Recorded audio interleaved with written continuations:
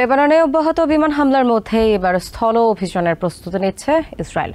সম্ভাব্য স্থল অভিযানের অংশ হিসেবে উত্তর ইসরায়েলের সামরিক বাহিনীর চলমান মহড়া পরিদর্শন করেছেন দেশটির প্রতিরক্ষামন্ত্রী। যে কোনো মুহূর্তে লেবাননে প্রবেশের জন্য সীমান্তে সেনা মোতায়েন করেছে আইডিএফ। লেবাননের স্বাস্থ্য মন্ত্রণালয় জানিয়েছে, বুধবার ইসরায়েলি হামলায় অন্তত 10 জন নিহত হয়েছে। এদিকে হোয়াইট হাউসের ন্যাশনাল সিকিউরিটি কমিউনিকেশন অ্যাডভাইজার জন কার্বি বলেছেন, আমেরিকা মনে করে সর্বাত্মক যুদ্ধ কোনো সমাধান নিয়ে আসবে না। ইসরায়েল ও লেবাননের সশস্ত্র গোষ্ঠী হিজবুল্লাহর মধ্যে উত্তেজনা আরও বেড়েই চলেছে। বিমান হামলার পাশাপাশি এবার লেবাননে স্থল হামলার জন্য জোরে সোরে প্রস্তুতি নিচ্ছে ইসরায়েলের সামরিক বাহিনী। সেই প্রস্তুতির অংশ হিসেবে সীমান্তে 2 রিজার্ভ ব্রিগেডের সেনা মোতায়েন করা হয়েছে। ইসরায়েল ডিফেন্স ফোর্সেস আইডিএফ এর chief of staff lieutenant general Herzi Halevi বুধবার সীমান্ত এলাকায় গিয়ে সেনাদের দিক নির্দেশনা দিয়েছেন।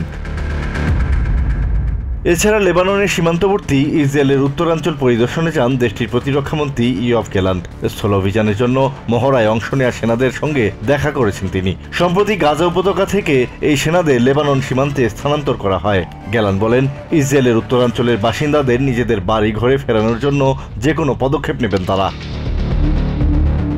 অন্যদিকে ইসরায়েলি হামলার জবাবে দেশটিতে রকেট ও ক্ষেপণাস্ত্র ছোড়া অব্যাহত রেখেছে হিজবুল্লাহ। প্রথমবারের মতো ইসরায়েলের গুরুত্বপূর্ণ শহর তেল আভিভের কাছে পৌঁছে গেছে হিজবুল্লাহর একটি ক্ষেপণাস্ত্র। তবে এটি ভূপাতিত করার দাবি করেছে ইসরায়েল। বুধবারও লেবাননের বিভিন্ন অঞ্চলে ব্যাপক বিমান হামলা অব্যাহত রাখে ইসরায়েল। দক্ষিণ লেবানন ও পূর্বাঞ্চলীয় বেকা ভ্যালি সহ দেশটির বিভিন্ন এলাকায় দফায় দফায় হামলা চালানো হয়। হামলা থেকে বাদ যায়নি রাজধানী বৈরুত। এতে ধ্বংস হয়ে গেছে অনেক ঘরবাড়ি।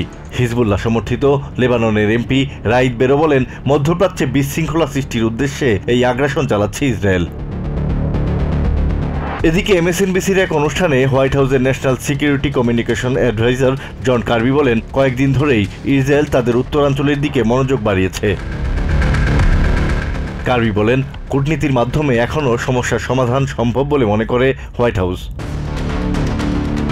চলমান এই উত্তেজনা কমিয়ে আনার জন্য আমেরিকা কাজ করে যাচ্ছে বলেও জানান কার্বি।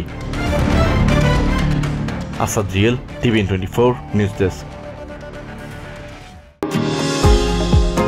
নিউ ইয়র্ক থেকে সম্প্রচারিত টিভিএন 24 টেলিভিশন বিশ্বজুড়ে বাঙালির কণ্ঠস্বর।